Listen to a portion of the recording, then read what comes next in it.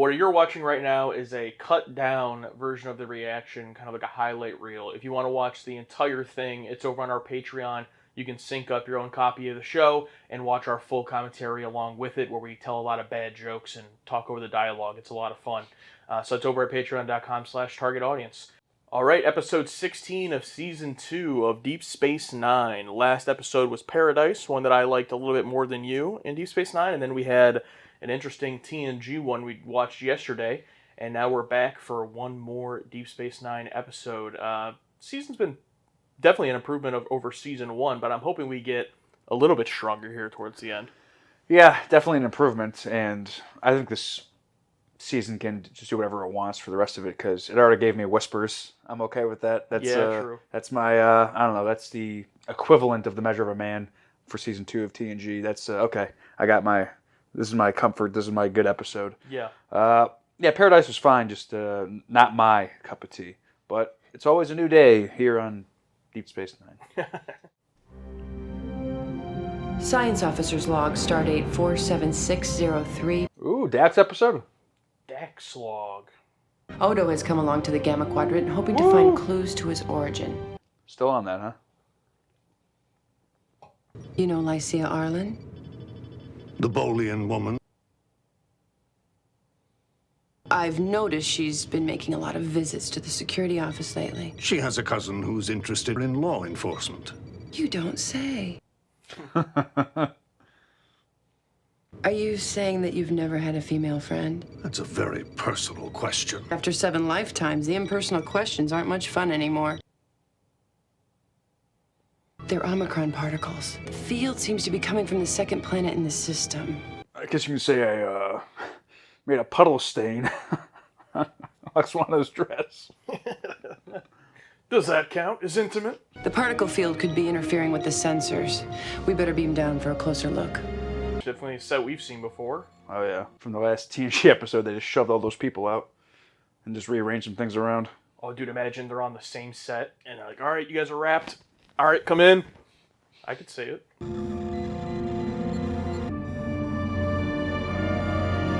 I mean, what did you think was going to happen? I know they said no life forms, but you beam down and this place is clearly, has buildings and stuff, and there's a reactor. Yeah. Odo and Dax episode, so... There's a pairing we haven't seen very much. Do you think the whole conversation there in the hook is going to be, something love-related with Odo? Or do you think it's just random? I'm sure it'll come into play at some point. Or maybe Dax unknowingly falls in love. That's true. Have all the... Let's say Dax, for example. Has all of her companions or Trill companions, have they all been human? Or whatever species they live on? Or whatever species, planet that they live on. It's all... The Trill is the species. Okay, but I'm saying... Before... When they get into the body, are those people human beings? No, the Trill is the human body. The alien is just called the symbiont. The symbiont. Okay. So the Trill, like they have the dots and all that, just like Varad, he wasn't joined, but he was a Trill. That's right. Okay. So the rest of them, for all intents and purposes, from what we know, yeah, they're basically human beings. I mean, besides the dots, do they have any other trait? I don't know. Okay. The capability to adapt an alien parasite into their body. Well, I guess, I do wonder, what if you put a Trill symbiont just into a regular human? What would happen? I mean, that happened with Riker. Thank you. I think we're supposed to ignore that, but I'm counting it. Shadowplay? Is that like a sexual thing? I'm into Shadowplay. You'll have to come back in the morning. Oh, I didn't come here for a drink. I thought you'd like to know your cousin Kono just tried to come aboard the... Yeah, Betty Burrell. I'm watching you. You make it sound like you don't like me. Don't like you? You collaborated with the Cardassians. You cheat your customers. I don't just not like you. I despise you. Damn, rough. Sorry I mentioned it.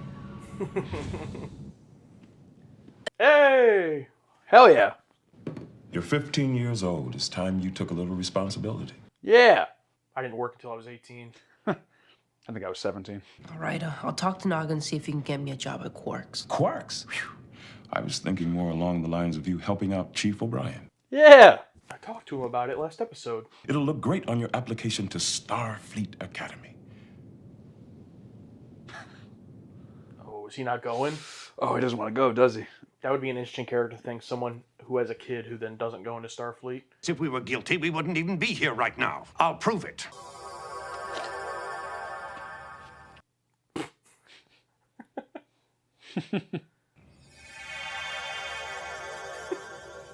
Alrighty then.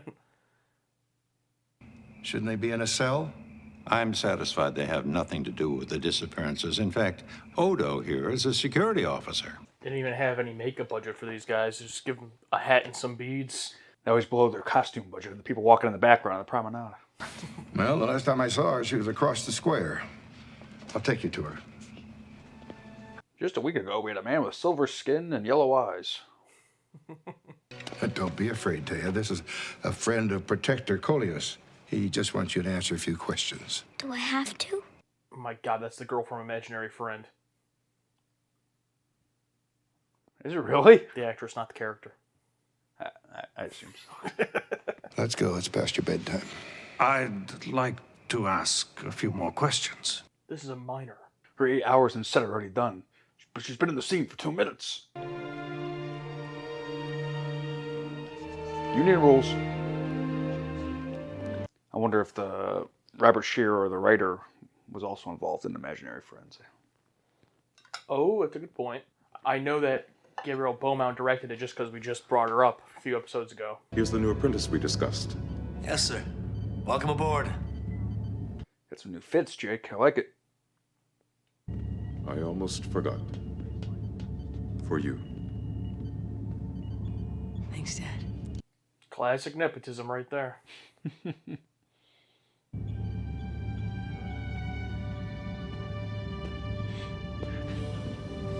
Can I get something else besides this jumpsuit, though? No. You want me to spy on Quark for you? Then you'll do it? I look forward to it. Garrick has been lecturing me on surveillance techniques. This will give me a chance to try some of them out. Garrick mentioned. Medic Mariah is coming aboard the station. Coming aboard when? His ship just arrived at Docking Bay 12. Oh no, he's here to try to have sex with me again. I was about to say, that's that Vedic, right? Yeah. Major, I brought the orb with me. It's highly illegal, but I needed you to see. I've been looking for an opportunity to see you. Really? Well, I started dating Dax recently. Galter Cat will tell you all about it.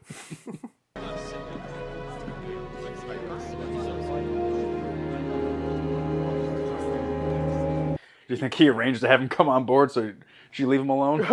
So she like, how would Quark have that pull with the Vedic? Wanted to ask me questions. That's right. About your mother. What happened to your face? That's extremely rude. Classic kid. I have the ability to change my shape to look like other things. You mean you're a changeling? Then let me see you change into something. Maybe later. He's not a performer, bro. People were always asking me to change shape for them. They'd pretend to be my friends. None of them ever really cared about me. Were your parents changelings too? I never knew my parents. I've been looking for them for a long time. I promise you, I'm going to do everything I can to find her and bring her back to you. Yeah, that was a nice scene for Odo. Mm-hmm. The kid's not horrific. You've got to live your own life. I don't want to disappoint my dad. Hey, your dad's not a bad guy. He'll come round. Take it from me, Jake. Do it. It's worth disappointing your dad. That's what I did. You gotta live your own life. Also, based advice from Chief. Oh, yeah. Imagine Chief being your dad. That'd be great. What did you think? Of your speech? I liked everything about it, except the content. Taking a prophecy and showing that it can mean exactly the opposite of the accepted interpretation is... Oh, it's brilliant. infuriating. Bro calling himself brilliant? Come on, man. The new nature preserve in Hendrickspool province. Maybe the standings in the spring ball champ. Wrap it up. Leave, dude. You're done. I even used to play a little. Me too. I had Chief O'Brien design a spring ball holosuite program. Let's go. All right, he's back in. Bro's stronger than me. I would have gave up. He just kept throwing out ideas until one hit her. Yeah. I like this. I like this. And the other reason she even gave him the time of day is because he's a Vedic. You seem to be in a great deal of pain. I can see it in your eyes. You see, I'm dying. Okay. And then the great Minra said to the evil changeling, maybe you can. No, they just took her outside the village. Just kidnapped her. Those are big things, and big things are easy. I bet you can't turn into something small. Can you shut up, please? Could you turn into a loaf of green bread? And let you gobble me up? I don't think so. There's a man and a Gorn fighting over there. Taya, don't come any closer. But I brought you some hairberries. Oh. Were they all projection? They're all fake. But didn't you literally touch her? Like you grabbed her hair, I think? I don't think so. I guess he just leaned close. Or maybe they're real in here. Still doesn't really explain the people disappearing. Like, is someone taking them out there and throwing them out? Or did the old man just get rid of the ones he doesn't want? That was my favorite cloak. Well, what does this have to do with the missing people? The people are made up of Omicron particles, too. You're not real, bro. Everyone and everything in this village is a holographic projection. Yeah, if I was the old man, I'd be, fucking putting everything on lockdown here. Where did you learn to play like that? No, she kicked his ass. There you go, W. Kira. Maybe I do need some help after all.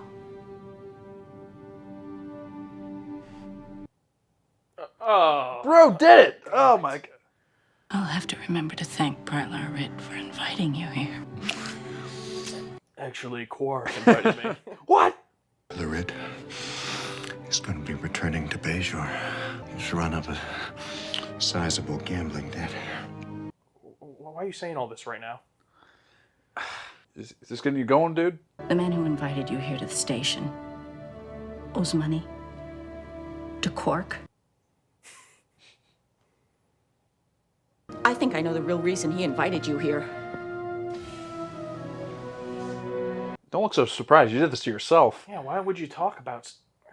What if you turn off the projector and you can't get it back on? Then this village will cease to exist. How about Odo just aura farming during this whole thing? I guess we should let her shut it down. Are there any objections? Or you want to bet that'll be the reveal? They shut it down and the old man's still there? I was thinking that too. I am not a projection. Maybe he's a same species from the survivors. I killed 10 million Hushnak. Hushnak, Hushnak. This was the one Hushnak who escaped.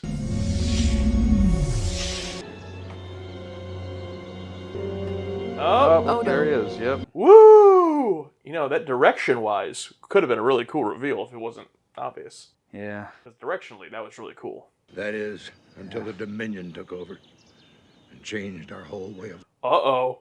The Dominion! I didn't really belong there anymore. They've only been mentioned by name, right? We haven't seen them. Correct. What about the villagers? What about your granddaughter?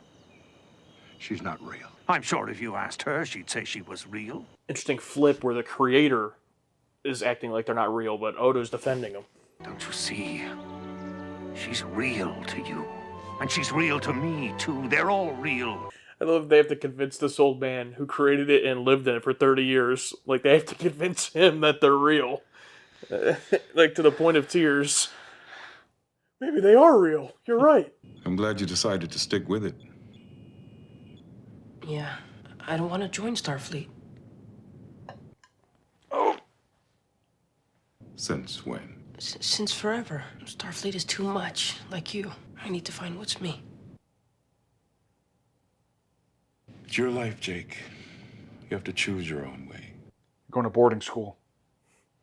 I better go study. I'm still trying to figure out those isolinear rods. The conversation with my dad did not go that way.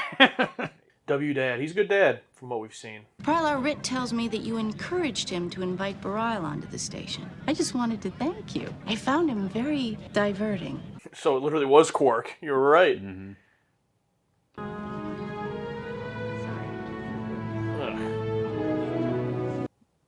guy's a fucking weasel.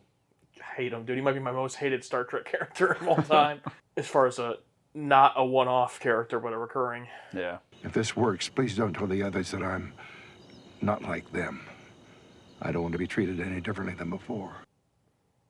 Why would they tell them that? Why would that cross your mind? It's like... Mother!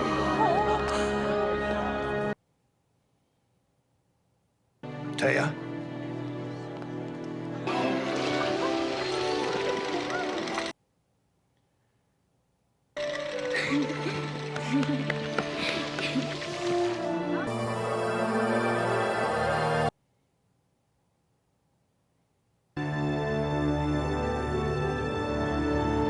A nice, cute ending. That was cute, yeah. Nice, cute ending. I got a little goosebumps there. Yeah, it was nice of him. And the idea of him, because these holograms do age, right? Yeah, because, So, that girl was never a real person. Yeah, so that idea of, him, this will never happen in the show, but returning one day and she's older, still not knowing she's a hologram, like, that's a neat to think about type thing. The fuck was this called? Shadow? Shadowplay. What does that mean? I guess because they're holograms? Probably, yeah. Should have called it hologram. Just give it away. All right. That should be the intro to the discussion right there. Yeah, we just watched Shadowplay, episode 16 of season 2 of Deep Space Nine, and now we're going to talk about it, but first, our whiteboard reactions. I'll go first. I got nothing fun this week. C+. Yeah, I wasn't even that high on it. I gave it a D. It's saved from an E because there are a few things in here that I liked, that we'll get into for sure. It wasn't like horrific, offensive, or anything like that, but a lot of it just kind of made me feel like, all the stuff that I've complained about with this show, this is another example of it. Story of the week I don't care about, with guest characters I don't care about, and is the sci-fi explanation neat? Yes. Interesting premise. But the stuff I did end up enjoying here is all the character stuff, and I'm sure we'll get into that. But I also have a new biggest op in Vedic Barile. Borelli pasta. Yeah, just Barilla.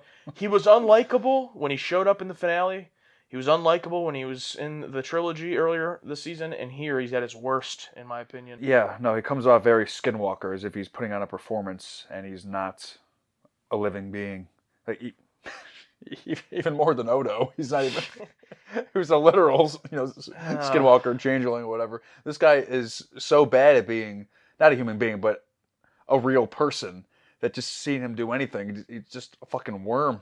Yeah, and, I said not the actor's fault. I can't say that for sure. I'm just giving him the benefit of the doubt because, I don't want to think it's him, but it's just like, he reminds me of, a guy you would know and you'd go, I don't like that guy. That's just how I feel. But it's not like he's Vedic Win where I should feel that way. He's all things that have been presented. He's supposed to be, a good guy or someone I should be rooting for, I think. The whole orb thing in the three-parter with, what did you see in the vision? Yeah. And then even in this episode, like one of my biggest complaints about it was, he does this sermon or whatever, and he's talking to Kira about it, and she just completely disagrees with him and everything he says and thinks that the fact that he manipulates the prophecy is insulting.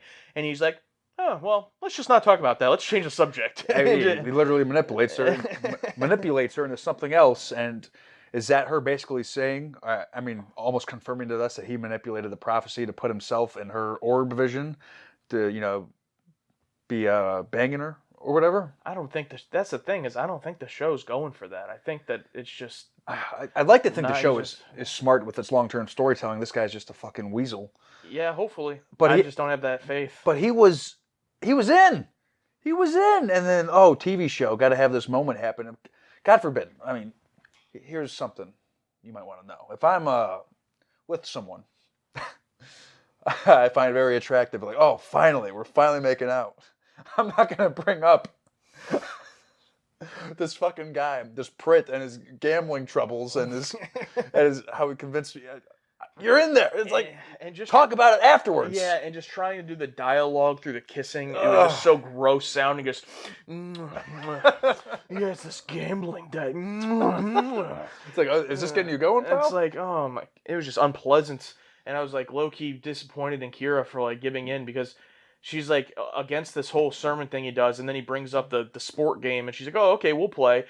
Kicks his ass presumably off screen, and then just like ends up making out with him, and then at the end of the episode, she like walks away with them. It's like, yeah, no, and yeah, it was such bad manipulation too, because he brings up 3 things and then she bites on the 3rd one. Yeah.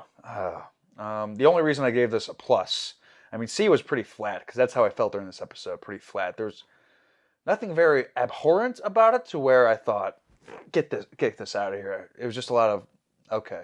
But the plus, I did start to feel something when Odo was talking to her at the very end and saying goodbye. I started to get a little goosebumps going. And then I thought about what Dax said earlier about, oh, love comes when you least expect it. And I don't think this is it's more of a friendship type love between these 2 characters that are almost similar in nature, where Odo's not a real person, but he pretends to be one, and this is a hologram pretending to be one, but she doesn't know. And she's she has the ignorance of bliss of not knowing she's a real person, and maybe Odo would enjoy that as well, instead of pretending all the time that he's a regular person. So that got me a little bit, but everything else that leads up to that moment, yeah, like you can tell right away it was this guy and his hologram fantasy. Just a poorer version of the survivors from TNG. Do you mean you could tell right away it was a hologram fantasy once they found out with the girl? Because like I didn't know that right away. I mean, I knew that this guy was up to something. Okay, yeah, he was you did say that, yeah. Yeah, because not that a hologram fantasy, but he had something to do involving people disappearing. Yeah, it's like and especially the girl even said, my grandpa said we'll never find him. Oh, there you go. I will give them a small credit in the sense that he wasn't a bad character. It wasn't a villain. Like he wasn't purposely making them disappear. He wasn't killing anybody. It just ended up he didn't know how to fix it. So that's good, I guess. I would compare that whole plot to the episode we just watched with Data in the sense that both stories are like your run-of-the-mill, I don't really care type stories, except I think the Data one was more interesting. Like, when you're going to be like a generic run-of-the-mill episode type plot, your job at that point, because I know you're not going to be like the best episode of all time, you're not going to blow me away, your job is just to keep me interested, just make me not bored. I was bored for about 80% of this plot with him. The only good moments were when he was one-on-one talking with the girl. And credit to her from Imaginary Friend, where she was terrible. She got a little bit better here a couple years later. And not like great or anything, but, the scenes with just them talking was, it was cute. It was like reminiscent of Data talking to a kid. Yeah. And the stuff about the changeling lore and all of that, and the ending with them. That was all fine. Everything else, talking to the old man, talking to the other guy, everything with the reactor, I'm just like Snoresville. I'm like, get me the hell out of here. Get me back to the ship, or not the ship. Get me back to the station where not even the Kira storyline is what I'm interested in, but the C plot. The Jake and Chief is the best part of this episode, and all of their very few scenes between Jake, Cisco, and Chief are all great, and it gets, maybe 6 minutes probably of screen time? 6 minutes, and yeah, we already knew Cisco was a good dad, but I felt the tension, because I've had a similar conversation with my dad about, I don't want to do that, I want to do this, and did not go as well as Cisco did with old Jake, but yeah, the scene with just Jake and Chief is at the table going over the little tubes or whatever and what they do, and then even some more Chief lore bouncing off last week. We got even more. So not only did he save the day in that one situation, but he was also a great cello player, and got accepted into one of the best schools. It's like, okay, it'd be great if they just don't touch on this for like two or three more seasons, and all of a sudden somewhere in season 5 he's just playing a cello for some reason. Or Riker comes on board for some reason, and then they're doing a band, and you see Chief in the back playing a cello, but they don't make it a big note of it. They just show him, and then someone's going to go, oh yeah, but maybe, I don't know, this fan casting. But yeah, that would be great. Yeah, C-plot needed a little more. Yeah, I don't really have much else to say about this one. I was mostly bored, I didn't care, and there's good stuff with Jake. nice to see him back. Some nice development of him not choosing the Starfleet route as of right now. The Kira one, I almost just want to like give an E. Just like I don't even ever want to think about that again. I hope this Bareil guy doesn't become like a romantic thing for her. That'd be pretty annoying. And then the stuff on the planet, there's a few good scenes. I'll never think about it again, most likely. So. I'm not totally like against a C grade. I get it. For me, I consider C like a passable episode. To me, this wasn't just because I was so bored. But I'm not gonna I don't feel strongly enough to argue. If someone was like, yeah, I actually really enjoyed that plot on the planet. Okay, it's like I didn't find it like terrible. It's like okay, I just was not interested whatsoever. Neat idea of this hologram reality. Neat idea, just no interest in how they did it. What do you call it? Wasted in terms of oh my gosh, similar to Measure of a Man. And then, I keep forgetting the name of the episode, but the ones with the little... The quality of life? Quality of life, to where, okay, we're expanding more on life. Now we have literal holographic life that can reproduce, believe they're real, act as if they're real, and continue on their own. Do you think this was a bigger deal and should have had a bit more of an impact? Or like, okay, we're taking another huge step here in way of life, because of the way life is here? Because Odo had a pretty strong reaction to that, and I think it should be bigger than the way they treated it. The two main things I would say on that is it's a great point. One, I feel like we've seen a lot of that kind of already with holodeck technology, like with Moriarty and stuff like that. They haven't directly assessed rights, but it being, a hologram, it wasn't brand new for Star Trek. Also, Odo, while he is arguing that they should be treated as real people, it's not like Measure of a Man or something where it's about their civil rights. It's just this one guy on this deserted planet, so it didn't hit as hard for me. A waste? I don't think it's a waste because they so lightly touched on it that they could have another episode exploring the same thing, and I wouldn't be like, oh, they already did that in Shadowplay. Like, I wouldn't give a fuck. Okay, yeah. Yeah. Okay, but definitely something they should probably touch on, because they made it... Because if these people were more aware of that they were holograms and wanting to get to continue existing and... Because now they are. Yeah, not leave... Or be able to leave the valley and all that. Because that's a thought I had. Now that at the end, I was like, now they are aware.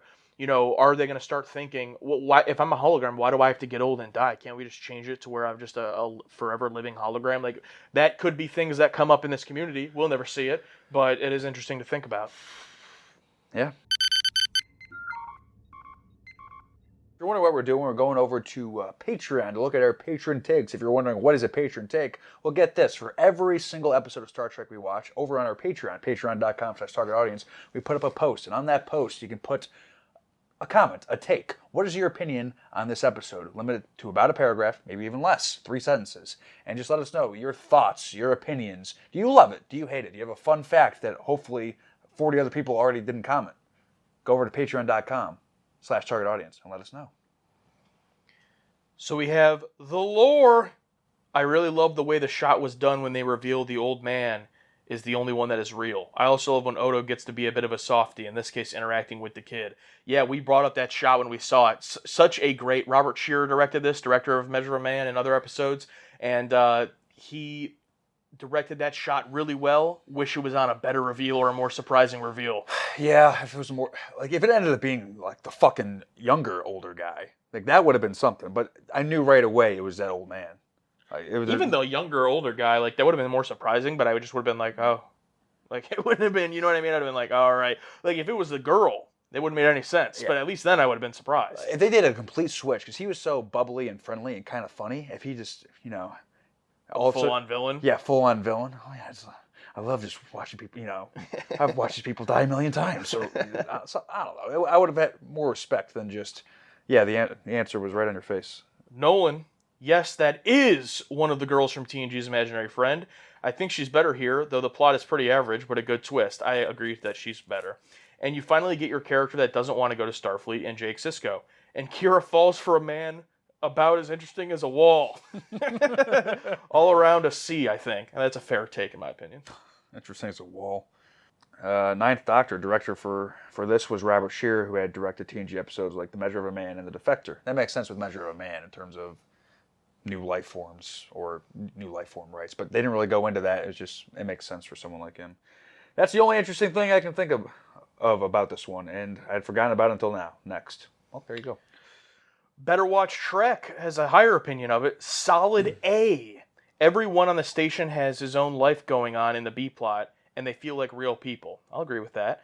And you can see the huge development of Dax and Odo compared to Season 1. Now, I completely disagree with that part. I was actually very disappointed that we get a story where Dax is in. We actually saw them together a little bit as well in the episode of The Alternate, where Odo's scientist creator type guy comes on. Dax is kind of involved in that. But same thing here where she's involved but wasted. She does nothing here except explain technobabble, which I get that's her role, but I don't find that an improvement overall at all from Season 1. And then same thing with Odo. Yeah, he's great here, but Renee has always been great as Odo. I'm sure he's improving as it goes on, but this didn't stand out any more as a performance from him to me than something like The Forsaken with Luxana or, Necessary Evil. So, if anything, it was a down step for both of them, in my opinion. Yeah, unfortunately, also, after Dax and Odo's nice scene on the runabout, I think they're on a runabout, she's completely benched when they get down to that planet. Yeah.